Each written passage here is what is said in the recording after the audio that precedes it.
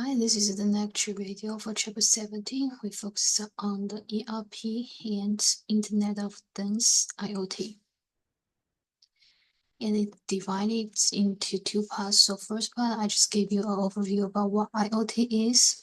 But actually, for Chapter 17, we will focus on the software system ERP. And we will discuss ERP for these four parts. So first of all, we will discuss what's it, and then we will take a deeper look at the software, and then introduce the basic modules in ERP, as well as the coordinate stuff as well. So both IoT and ERP, there can some like the system or the tools help us to sync the different platforms together and to support a lot of like the plan development and the decision makings. And the IoT is actually kind of like install the data like for the different based on the sensors, and then just like deliver to the decision models, then help you to control the machines, the equipment, and others. Of several good examples, like for the IoT, could be like the smart home, smart car, like Tesla. You just need to download the apps on your phone. Then you don't need to bring the keys. You don't have to just like use additional stuffs. You can just control your car like via the apps, like the music, the dynamics, even like operate it. And so what is ERP? The ERP is kind of like the software to support the decision making, which relates to the planning and the controlling of the business. So the ERP system is really, really helpful. Like when we learn like Chapter 19, like when we learn the sale and operation plan, like when we make the intermediate term plan for the business. So this is actually a really, really useful software, help us to develop the plan, to take a look at the situations, go through all the data, information, resources, and make decisions and control it. For the information technology perspective, ERP is kind of software which integrates the applications in different function departments like the finance, manufacturing, logistics, sales, purchase, and HR, and others. And it's actually based on the database shared by all the functions and to make the decision on the same page. So for any ERP system, it actually requires like across to all the functions, the applications across the different functional departments to make sure like whenever each one of the function department updates any data into the system, all other function departments are on the same page, they will be able to review it. And if you have experiences like in these areas, you are not like you kind of like very familiar with this system. And for this course, this is actually a practical stuffs, but for this course, we just like give you like an overall ideas about what it is like. So for basic aspects of any ERP software, it should be multifunctional in scope. It like should you connect and integrate the different functions together, and it should be integrated.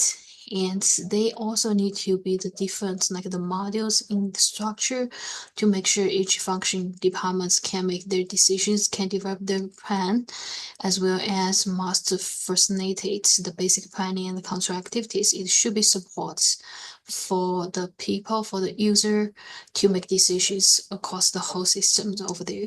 And we also need to distinguish the human capabilities of ERP. So one is transaction. The transaction processing of ERP is kind of posting and tracking the activities that document the business. So it's kind of like handle all the transaction move and the whole process stops to, this is kind of like the main goals of the ERP system, and the decision support is another main capabilities of ERP. This is actually the system should be supported to make decisions and um to I mean to support to run the business based on like the decision making stuff. So this is actually the second objective of the ERP system. So we have two: transaction processing and decision support, and you also need to figure out how to distinguish them.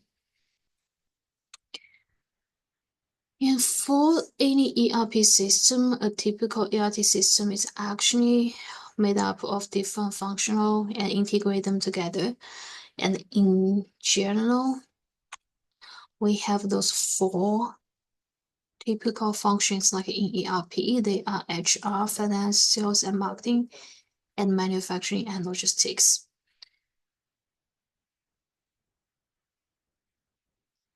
So the finance modules here is actually something like to capture the basic accounting transactions, as well as like to take a look at the budget and everything like relates to financial stuffs. And HR relates to deal with like the decisions or to make the plan with hiring, firing, trainings, and so on. And sales and marketing, actually, this is kind of like have a really, really close relationship with the customers, as well as like the forecasting for the future demands. And then next, the manufacturing knows that, and the manufacturing and logistics focuses on the production, the materials planning control, the operations, and the delivering the transportation stuffs over there. And this is actually the manufacturing and logistics modules here. This is the largest and the most complex module categories in ERP.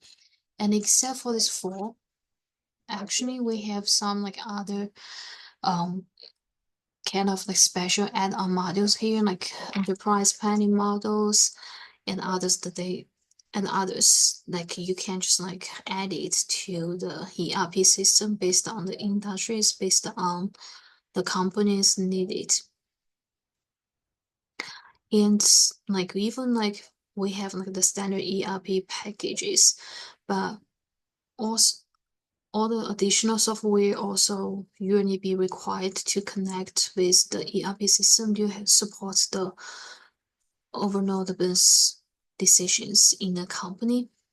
And each company actually have a unique mix of the products and the services that they need the different customized modules like in ERP except for the standard package.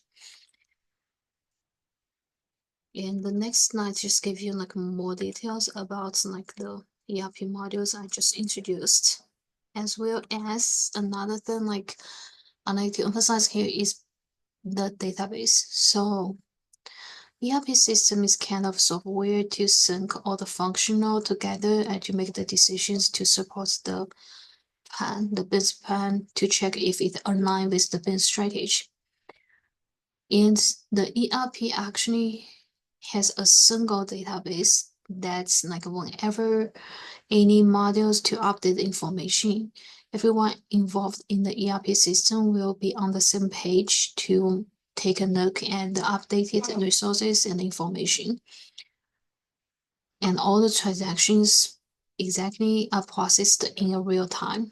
So for example, like if just like the Walmart system, if a customer check out, then they will be like have the one of the products is sold, and then that information, that transaction will be inserted in the system. The marketing people will say that, the sales people say that, the operations people says that, then it will support there for the future or the further decisions about if they need to place another orders or no. It's just kind of like it's real time, like the single database stuffs over there. But we also have a data warehouse, which is kind of like the special program designing to achieve and process the data for uses which is outside the ERP applications to support them, like to make, to develop the plan or to take a look with the results like independently. And the next big part I like to introduce for you is about like how ERP system to support the supply chain planning. The ERP system support the supply chain with three main areas, like the managing the materials and scheduling the machines and the peoples, like about the operations, as well as coordinating the suppliers and the key customers. And it will provide all the information and this decision supporting, which is needed to just like in terms of the inventory stuffs, in terms of the materials they need to buy, in terms of the detailed schedules to produce a specific products, in terms of like the supply stuffs and customers' perspectives as well. And the next few slides actually is kind of like the introduction for one of the very popular ERP system which provided by SAP. So SAP ERP system is more widely used. Except for SAP, we also have others like Oracle, like Microsoft. So it depends on the companies, industries, they may choose the different like the system package or the different like the vendors, the ERP vendors. And for the SAP, it actually have four main functions related to supply chain planning, execution, collaboration, coordination. And the following slides also give you more details, like for each category here, like the supply chain designing, which for the planning category over there. So when you prepare for the the exam 3, the last exam, you probably need to go through all the following slides to make sure like you know which the sub functions here. What kinds of things like for each sub functions here they can do for the SAP examples. And so the last thing I'd like to give to you in terms of the ERP is the kind of like the performance measures stuffs over there. So actually the ERP can provide like the data which needed to make some comprehensive decisions as well as to evaluate the performance. And we have like three major function areas make up the internal supply chain of manufacturing enterprise. They are like purchase of manufacturing, sales and distribution. This is actually a partial of the whole business cycle. So if we consider the whole business cycle, like the sales marketing person get some ideas about what customer may want, then they pass this to R&D. The R&D develop like a plan how to produce that. Then the purchasing people start to buy the materials, the operation people start to do the production, the manufacturing stuffs, and then the logistics, the supply chain distributes that to different warehouse. And at the same time, the finance, the HR, the information technology are kind of like supporting. So this is kind of the whole business cycle. But for the ERP, like when we consider the supply chain, no, then we consider these three main functions. And how ERP supports like to do some integrated like the stuffs like considering these three functions. This is also like another thing here we call the functional zero approach. So we consider like the purchase and the manufacturing distribution, like if they work independently, they just want to achieve their big goals, like their own goals. Like the purchase and they prefer like to spend less money to buy more things. This is kind of like how we evaluate their performance stuffs. And for the manufacturing, they prefer to improve the productivity, then they can use like less time, less resources, less materials to produce more. So they probably want to reduce the setup time, the changeover times, and so on. The goals like for them is just produce more. And distributions like they need to ship the correct things with the correct quantity to customers who need it.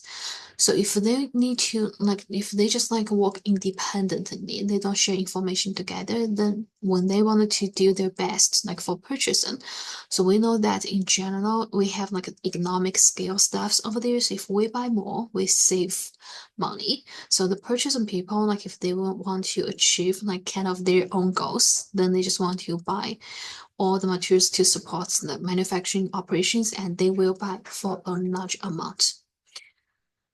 And manufacturing starts to produce those stuffs, and they just want to just keep going stuffs. If they need to produce A and B, then they just try their best to produce as more as A, then change to B, because they don't want to just A and change to B, then change back to A, because the changeover, the setup times will waste, will I mean can be regarded as one of the waste. So this is what we learned from the previous chapters. So they just want to reduce those stuffs. And then the distribution just want to just move in the products. So what may happen? Then the purchaser may buy the things the companies don't need until 2 years later. And the manufacturing, they just have a really high working process products, the parts over there, because they just keep producing. And the distribution, they want to minimize the transportation costs. They probably will result in a large amount of inventory in distribution centers and cost as well. And the customer may not be able to receive what they will want when they want it. So this is why we have if for each functional departments, when they make decisions separately, if they don't share information with each other, even it seems this is can help them to achieve kind of their goals, but it will hurt the whole business.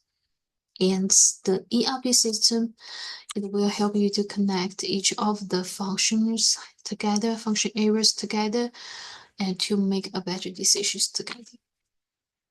So in sum, what you need to figure out, the ERP is actually kind of software system that helps to support the planning and the controlling stuffs in business. And the typical ERP system has 4 application modules in finance, manufacturing, logistics, sales, marketing, and HR. And we have one single database for the ERP, but we have a data warehouse which also supports the outside ERP system application. And the applications for supply chain activities are all included in ERP. So this is what we learned for chapter 17.